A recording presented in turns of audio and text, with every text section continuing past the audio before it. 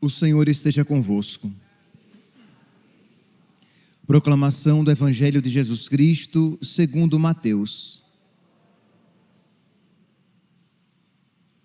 Naquele tempo, Jesus retirou-se para a região de Tiro e Sidônia. Eis que uma mulher cananeia, vindo daquela região, pôs-se a gritar: Senhor, filho de Davi, tem piedade de mim. Minha filha está cruelmente atormentada por um demônio. Mas Jesus não lhe respondeu palavra alguma. Então seus discípulos aproximaram-se e lhe pediram: manda embora essa mulher, pois ela vem gritando atrás de nós. Jesus respondeu: eu fui enviado somente às ovelhas perdidas da casa de Israel. Mas a mulher, aproximando-se, prostrou-se diante de Jesus e começou a implorar: Senhor, socorre-me. Jesus lhe disse: não fica bem tirar o pão dos filhos para jogá-lo aos cachorrinhos. A mulher insistiu: é verdade, Senhor, mas os cachorrinhos também comem as migalhas que caem da mesa de seus donos. Diante disso, Jesus lhe disse: mulher, grande é a tua fé. Seja feito como tu queres. E desde aquele momento, sua filha ficou curada. Palavra da salvação.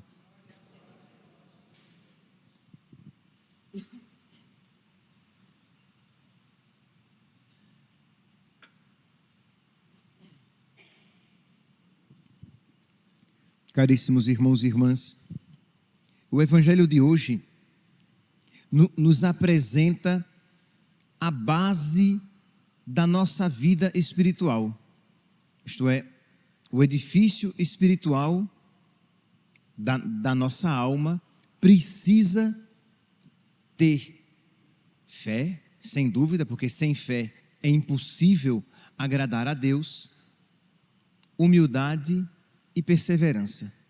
E nós iremos encontrar tudo isso nessa mulher pagã que, com um coração atribulado, se aproxima de Nosso Senhor. Diz que aqui, estamos no Evangelho de Mateus, capítulo 15, diz que Jesus se retirou para a região de Tiro e Sidônia, e uma mulher pagã, uma mulher cananeia, vindo daquela região, pôs-se a gritar: Senhor, filho de Davi, tem piedade de mim, minha filha está cruelmente atormentada por um demônio. Meus irmãos, nós podemos imaginar o sofrimento e a agonia do coração dessa mãe, porque se um sofrimento em nós dói e nos inquieta e nos atormenta, mas o sofrimento de um filho para um pai, num filho para uma mãe, é muito maior. Então a angústia, o sofrimento do coração dessa mãe, dessa mulher, era muito grande. E diz então que ela, com seu coração tomado de dor, ela se apresenta diante de Nosso Senhor, e a resposta de Jesus é o silêncio. Diz aqui, versículo 23, mas Jesus não lhe respondeu palavra alguma. Aqui, meus irmãos, quando Jesus fez silêncio para aquela mulher, ele estava pensando em cada um de nós também. Quando ele faz silêncio para nós na nossa vida de oração, isto é, quando nós rezamos e parece que Deus não fala, quando nós buscamos Deus e parece que Deus está distante. E por quê? Por que Deus se cala? Por que Deus está distante? Nós podemos encontrar várias tentativas de explicação, mas de uma coisa nós não podemos duvidar: não é falta de amor, não é indiferença de Nosso Senhor, porque quem fez o muito e o mais, faz o pouco e o menos. Ele nos deu uma prova grandiosíssima, a maior prova de amor. Então não nos é lícito duvidar de Nosso Senhor, do seu amor, do seu cuidado, da sua preocupação para conosco. Mas é verdade que mesmo nos amando, ou melhor, porque nos ama, E porque se preocupa conosco, às vezes ele se cala e não se deixa encontrar. Se cala porque talvez não estejamos preparados para ouvir aquilo que ele tem a falar. Então, a paciência de Deus é salvação para nós. Se cala porque quer que nós o busquemos e o procuremos ainda mais e desse modo cresçamos no amor, na fé, na fortaleza. Se cala porque quer nos dar a ocasião de continuar lutando, de nós continuarmos lutando e crescermos assim na fortaleza, no amor a Ele. Mas nunca devemos duvidar do amor de Deus. Eu não sei se alguém aqui presente ou que acompanha pelas redes sociais está passando por um período de silêncio de Deus. Então que você primeiramente veja se você não é culpado deste silêncio, isto é, se você não está em pecado mortal, se você não está numa situação de fechamento para Deus, de modo que, embora Deus fale, você não escuta por culpa própria. Então, se você está em pecado, se confesse, se arrependa e não tenha dúvidas de que novamente o seu coração se abrirá para ouvir a Deus. Se você percebe que existe uma resistência na sua alma, de modo que você quer ouvir o que você quer ouvir, não o que Deus quer falar. Então percebe que a culpa da sua surdez é a dureza do seu coração, que quer ouvir, que quer que Deus fale o que você quer ouvir.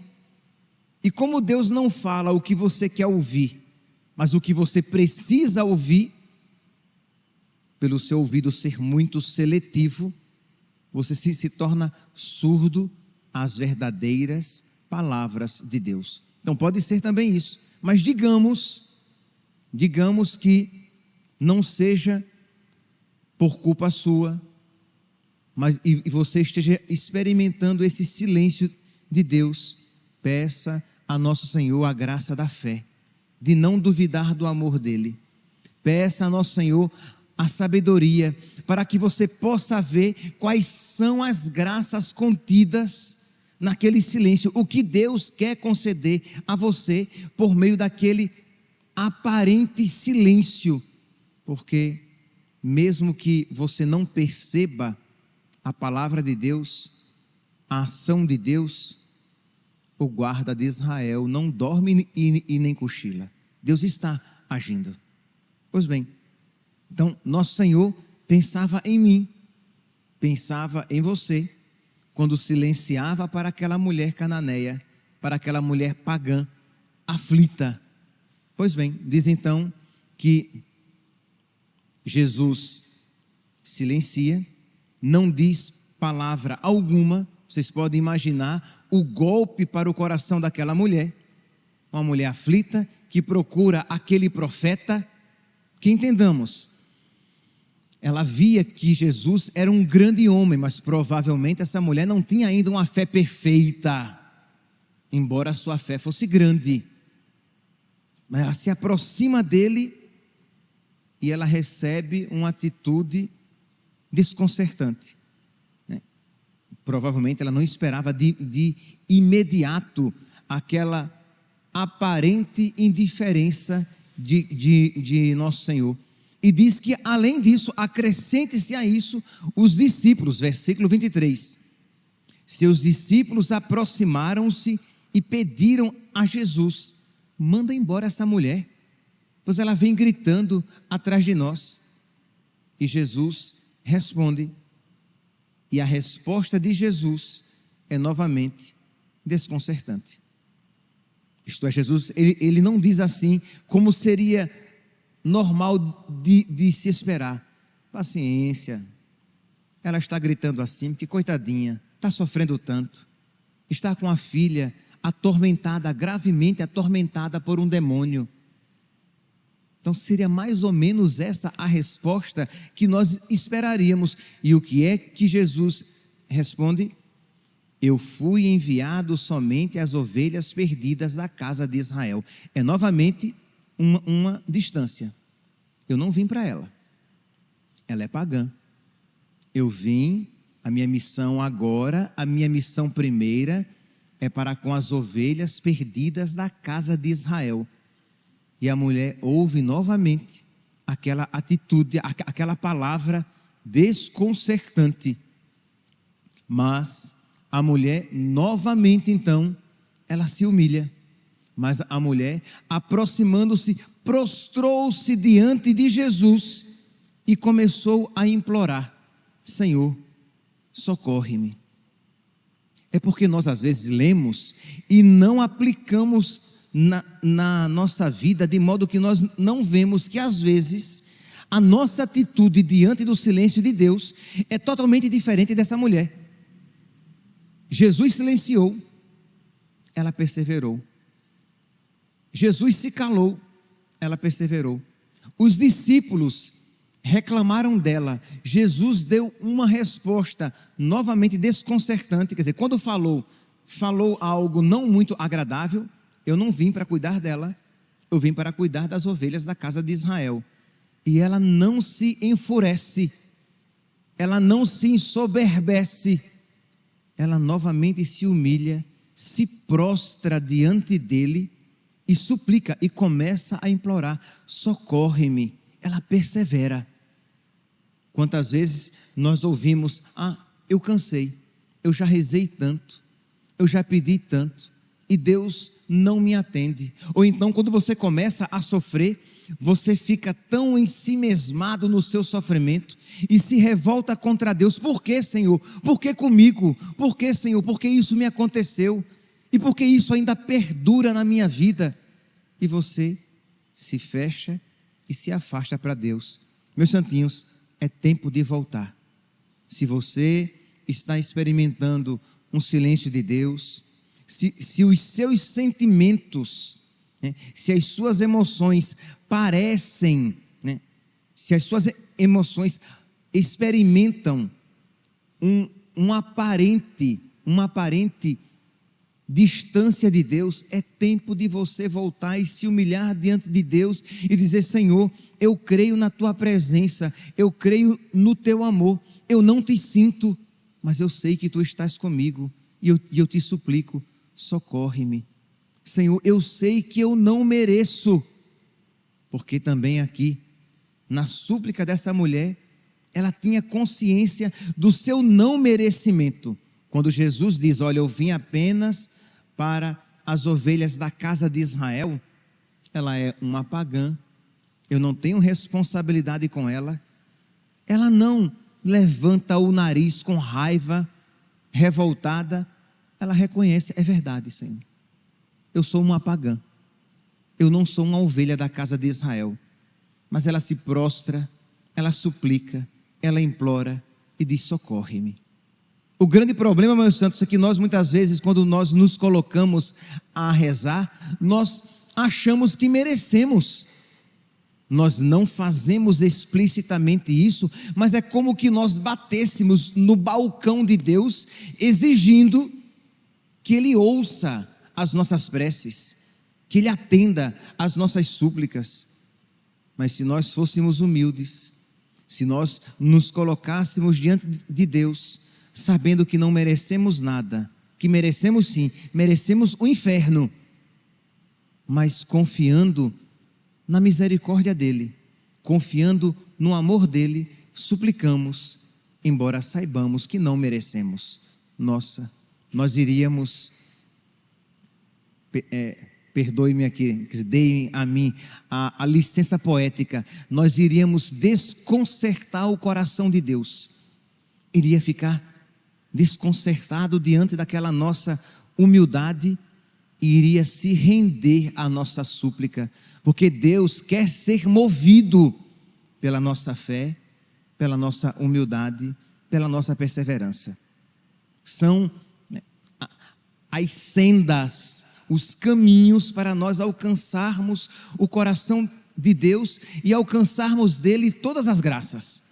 Claro, sempre pressupondo que estamos pedindo aquilo que convém para a nossa salvação, que convém para a glória de Deus. Então, se formos perseverantes, se tivermos fé, se formos humildes, alcançaremos todas as graças que nós de verdade precisarmos, que nós suplicarmos, com essas acompanhadas dessas virtudes. Pois bem, diz então que ela se prostra, que ela se humilha, que ela suplica: Senhor, socorre-me. E Jesus agora resolve falar com ela. Lembra, né? Jesus ficou em silêncio. Jesus depois falou aos discípulos. E quando falou aos discípulos, falou uma palavra desconcertante, dizendo: olha,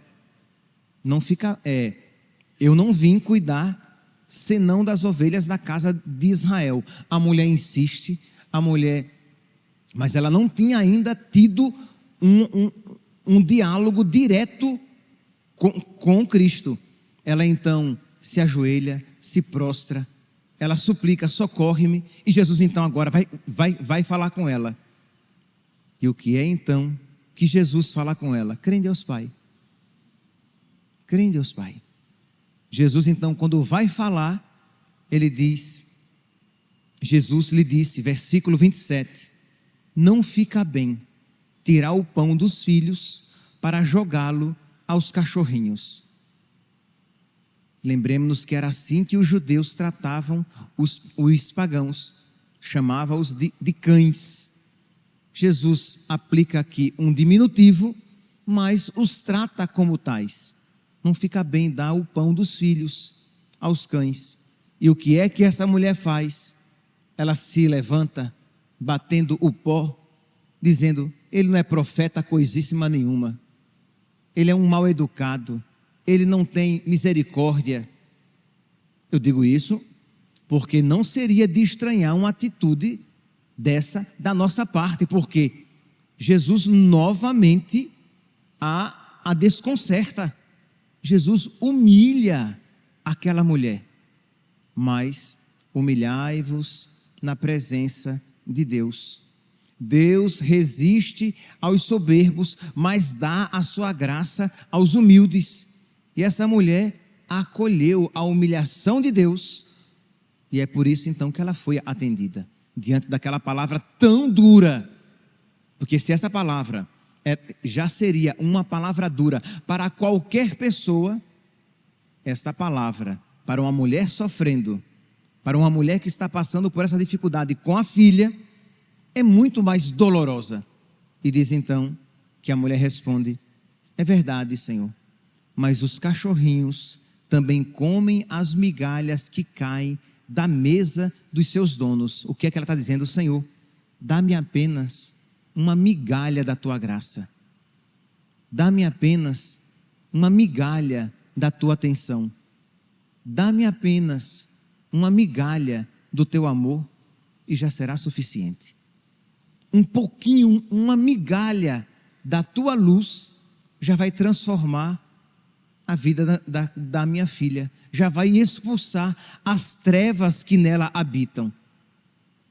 Eu quero apenas uma migalha que cai da mesa dos donos. É verdade, eu sou um cão, eu sou um cachorrinho, eu não mereço, mas eu te suplico. E diante daquela palavra desconcertante daquela mulher, ela alcança aquela graça de que ela tanto precisava, e talvez o maior elogio de nosso Senhor: mulher, grande é a tua fé, seja feito conforme tu queres. E desde aquele momento sua filha ficou curada. Meus irmãos, que nós então, diante desta palavra, peçamos a nosso Senhor. E aqui, meus irmãos, não tem romantismo. Quando eu digo suplique a Deus a fé, a humildade, a perseverança, não tem romantismo, para que você cresça nessas virtudes, sem as quais não se tem verdadeira vida espiritual. Para que você cresça nessas virtudes, a provação será necessária, a humilhação será experimentada, mas Deus não deixará de nos recompensar se nós nos colocarmos docilmente para aprender essas virtudes.